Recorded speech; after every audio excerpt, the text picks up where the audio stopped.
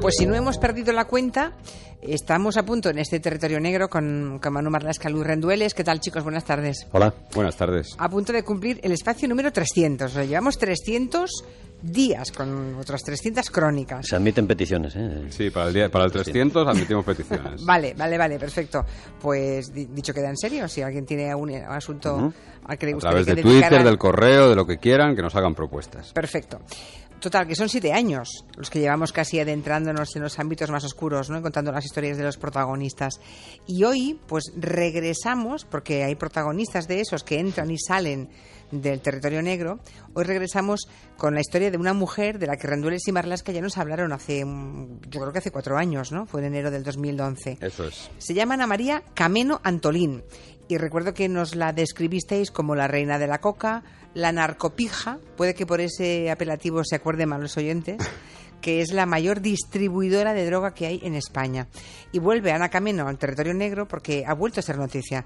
¿Por qué? Pues porque ha vuelto al mismo lugar del que salió en enero del 2013, hace menos de 2 años, o sea, ha vuelto a la prisión. Eso es Ana Cameno, que es una mujer que ahora tiene 44 años, procede de una familia acomodada de Burgos, ¿eh?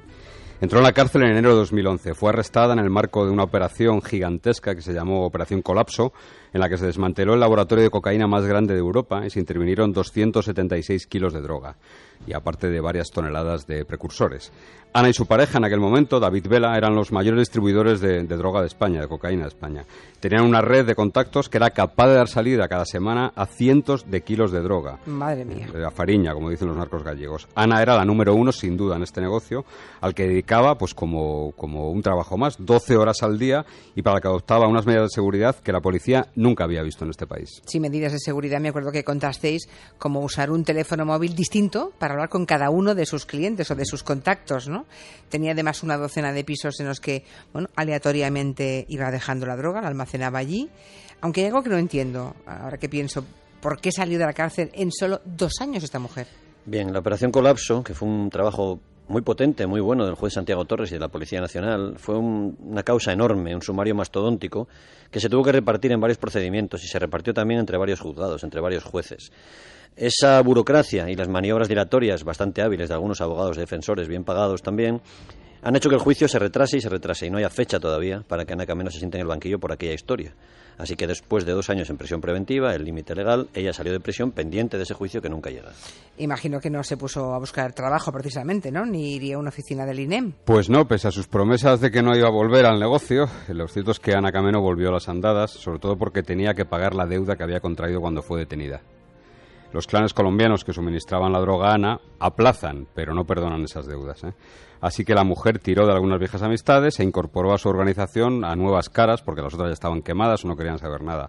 Entre esas nuevas caras está su nueva pareja, José Ramón Mora Parra, alias El Pollo, un tipo de 26 años, es decir, casi 20 años menor que ella, alguien mucho menos solvente en este negocio del narcotráfico que la anterior pareja de Ana, como vamos a ver más adelante. Y esta mujer que acaba de salir de la cárcel vuelve a traficar y supongo que la policía tarda más bien poco en enterarse de que estaba otra vez volviendo a las andadas. Sí, Ana es muy conocida en el mundo del AMPA y es un mundo en el que la policía tiene muchas antenas y en que hay mucha traición y mucha delación. Y hay policías y guardias civiles dedicados a la lucha contra el tráfico de drogas empezaron a recibir informaciones de que ella había regresado, había vuelto al negocio. Y lo cierto es que hasta el pasado mes de julio no hubo un buen hilo, una cosa fiable de la que tirar, un hilo que llegó por casualidad. Bueno, dices que en el mes de julio, ¿no? Vale, ¿y qué pasó en julio entonces? Pues Ana estaba en una cafetería de Majadahonda, donde vivía, una acomodada zona de Madrid donde vivía ella, en un chalet, y unos policías locales se mosquean al verla, unos policías locales uniformados. Y que la reconocen, supongo, claro. Claro, la reconocen porque es una persona muy, muy extremadamente conocida, pero sobre todo se mosquean al observar las medidas de seguridad que estaba adoptando, no paraba de mirar hacia todos lados, estaba reunida con un ciudadano colombiano. Los policías se quedan observando y ven cómo Ana va al servicio varias veces, siempre con su bolso encima. Va al servicio una y otra vez, siempre con el bolso. Y a la salida la paran, la identifican, le piden que saque todo lo que tiene, le registran el bolso y encontraron 10.000 euros en metálico y muchos juegos de llaves, lo que indicaba que otra vez tenía muchos pisos a su disposición. Pero es que además, cuando cerró el bar, los empleados del establecimiento encontraron en una papelera 50.000 euros. Así que avisaron a la policía local del hallazgo. Los agentes, lógicamente, siguen el conducto reglamentario y llaman a la Guardia Civil. Y cuando los agentes de la Comandancia de Madrid, de la Guardia Civil, comprueban que la sospechosa era Ana Cameno, avisaron al Grupo 32 de la Brigada Central de Estupefacientes, que fue el grupo que la detuvo años atrás y que ya tenía noticias de que Ana había regresado, había retornado. Ya, claro, ahora digo lo de que la operación se llamó Operación Return, ¿no? A partir del incidente de Sevar, por la policía y la Guardia Civil comienzan a vigilar más de cerca los pasos de Ana Cameno, de su nueva pareja, de José Ramón Mora Parra, y de un amigo de este que se llama Marco Antonio Gómez Roller. Y estas vigilancias llevan a los investigadores hasta un grupo contratado por Ana para hacer llegar dinero a los proveedores, unos tipos que mantenían cierta relación de amistad con Gómez Roller. Un día los agentes ven como Ana Cameno le pasa varias bolsas en un parking a dos individuos, que después se van a una oficina bancaria, piden entrar en la caja acorazada, digamos, y meten el contenido de esas bolsas en cajas de seguridad. Esos dos tipos formaban parte del aparato de blanqueo de la organización. Se trata de un abogado, David García Senjo, y un experto financiero titular de un entramado de empresas y de sociedades en Panamá, que se llama Guillermo Guadalix Pajares. Así que a la Operación Return se une el Grupo 24 de la Brigada de Blanqueo de Capitales. Es un grupo que también participó en la Operación Colapso y que fue el que hizo posible la detención en Estados Unidos del principal proveedor de droga de Ana Cameno, Álvaro López Tardón, el jefe de los Miami, que ha sido condenado en Florida hace muy poquito a 150 años de prisión. Oye, pero me interesa esa parte de los abogados y expertos financieros. Estos individuos, tanto el abogado como el experto financiero, que debe ser gente con un aspecto muy respetable, que va a buenos restaurantes y demás y se codea con gente de alto nivel, ¿ellos sabían que estaban trabajando para narcotraficantes? Bueno, para que te hagas una idea, ni el abogado García Senjo ni el financiero Guadalix Pajares declararon un solo euro de ingresos en 4 años. Es decir, vivieron del aire durante 4 años. Mira qué bien. Qué buena gente. García Senjo había estado en Marbella, pagaba últimamente un alquiler de 2.000 euros al mes por un piso en Madrid y tenía un coche valorado en más de 50.000 euros. Pero no ganaba un duro. Todos con ingresos cero, eso es.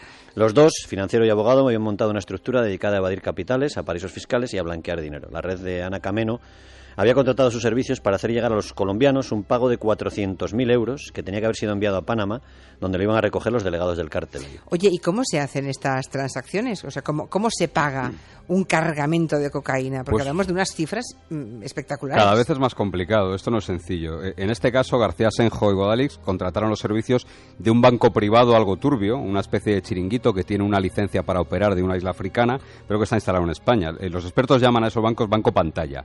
Lo que hace ese banco es abrir cuentas a nombre del propio banco en otras entidades bancarias para de esta forma ocultar a los verdaderos titulares del dinero.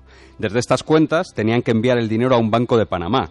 La tapadera, la entidad que presuntamente iba a recibir el dinero, era una fundación dedicada a la protección de niños y bosques en Panamá que gestionaba el experto financiero, Guillermo Guadalix. Pero el dinero nunca llega a Panamá porque el banco que tenía que recibir ese dinero, esos 400.000 euros, sospechó de la operación y ahí empiezan de verdad los problemas para este aparato financiero de la organización. ¿Qué tipo de problemas? Ana Cameno y su pareja tenían que hacer llegar el dinero porque los proveedores colombianos les estaban apretando. Y cuando aprietan colombianos, proveedores aprietan de verdad. Así que ellos se pusieron a apretar, a su vez, a García Senjo, al abogado, al que habían encargado ese trabajo. Le amenazaron con secuestrar a su hija pequeña, le dijeron que iban a contratar para hacerlo a gente de una oficina de cobros búlgara. Madre mía. En las intervenciones telefónicas autorizadas por el juez se puede escuchar a este hombre, a este abogado, llorando y aterrorizado, hasta tal punto que él puso de su bolsillo $50.000.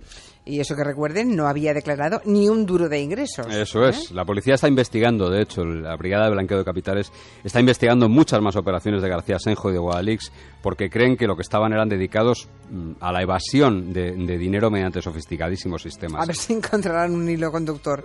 Cuidado, sorpresa, cuidado porque nos vamos a llevar alguna sorpresa, me parece. Vale. Guadalix tiene un complejísimo entramado de sociedades. Para que os hagáis una idea, en uno de los registros se encontró un cheque de 300 millones de euros. Un 300 millones. Con un valor nominal de 300 millones de euros, que según las pesquisas estaba financiado con activos, o sea, soportado por activos procedentes de las mafias rusas. Tiene pinta de que en los próximos meses, como te decía, sabremos mucho más de esta parte de la red, porque hay muchísimas empresas y muchos particulares que contrataban los servicios de esta gente para ocultar o para sacar dinero de España. Madre mía. Y mientras habíamos dejado a Ana Cameno y a su pareja, el pollo, ¿no decíais? Sí. Traficando y distribuyendo cocaína.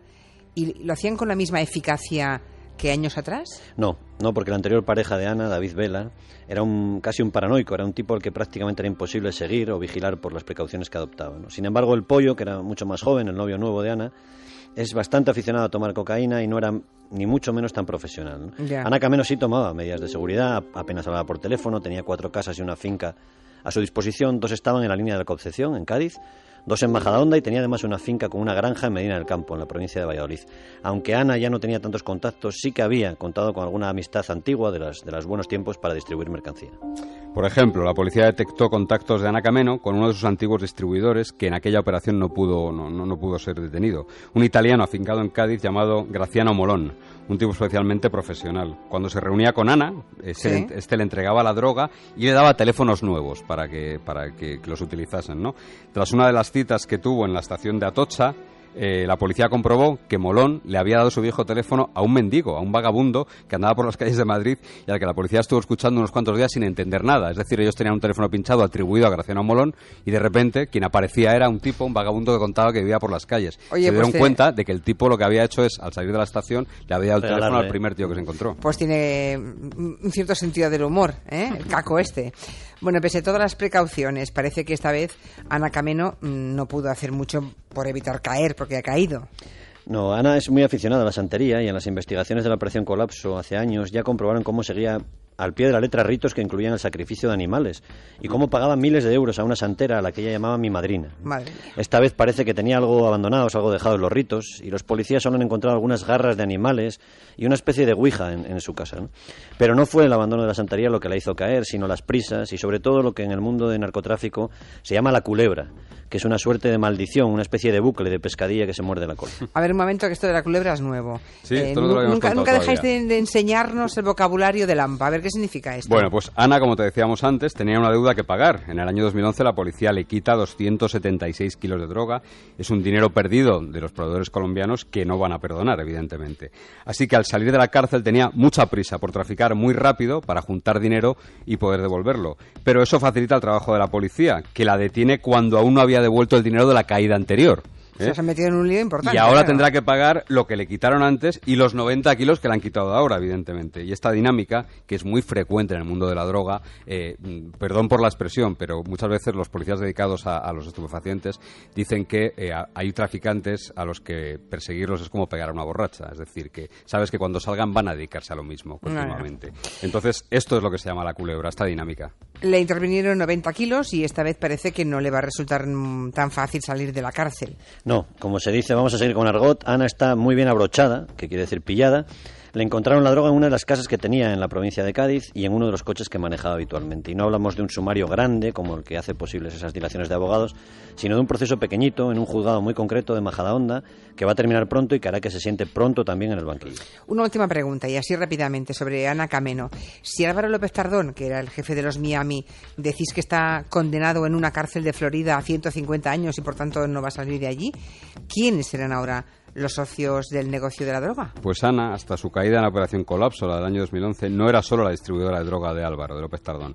También vendía mercancía de un narco colombiano que se llamaba Darwin Alonso Zavala, que asesinaron en su país, y de un mexicano que hacía llegar la mercancía en maletas que siempre viajaban en Aeroméxico, en la línea aérea mexicana.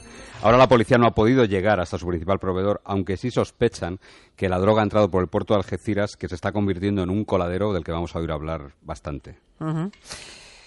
Bueno, pues hasta aquí el territorio negro de hoy sobre la... ¿Cómo era la pijo? Narcopija. Narcopija. Tenía otro apodo, algo menos correcto. Sí, parecido a la Pechotes, pero más explícito. Más grunge. Sí. Bueno, pues queda en pie la propuesta, ¿eh? Si hay Sí, alguna por favor. historia del territorio del campo negro, del AMPA y demás. Aquí una me pregunta si podemos hacer asesinos en serie.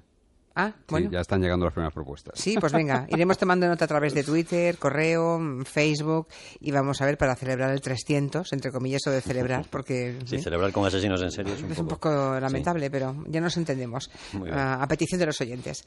Ani, hasta la semana que viene. Adiós, gracias. Adiós. De 4 a 7 en Onda Cero, Gelo, con Julia Otero.